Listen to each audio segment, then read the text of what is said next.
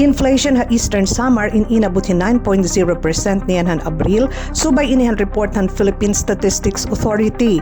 Ini in 109% nga mas sa taas han 4.3% nga inflation rate niyan han Marso hini nga tuig. Niyan han Abril tuig 2025 ang kanan Eastern Samar inflation in 0.5% la. Ang inflation rate o ang kapaspas ng pag-igos ng presyo ng mga produkto ng serbisyo sa Eastern Samar ay nag-abot ang 9.0% ng Abril 2026. Ini ay mas nataas in 0.5 percentage point kumpara ang 8.5% inflation rate sa Region A han Abril 2026.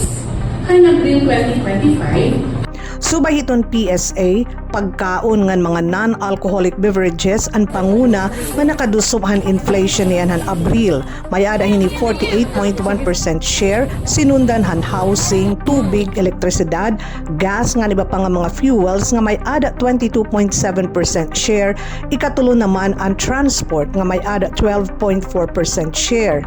Ang food inflation in inabot hin 9.0%, tikang han 5.6% niyan han Marso.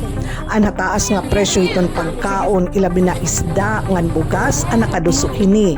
Kaupod gihapon ang inflation drivers ang mga utanon, duma, saging ngan iba pa. Haluyin naman nga bahin ang karnihin mga hayop ngan ready-made food inagtala hin mas mahinay nga inflation rate.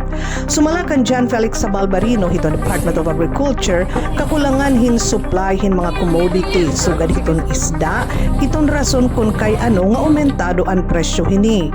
Usa hiton mga kinikita nga rason amo ang hataas nga presyo han gasolina, diesel, sugad man gihapon ang iba pa nga mga fuels, dara kay nagresulta inihin paghataas ang gastos ang transportasyon. Damo pa kasi nga mga produkto ito nati kang haiba nga mga probinsya.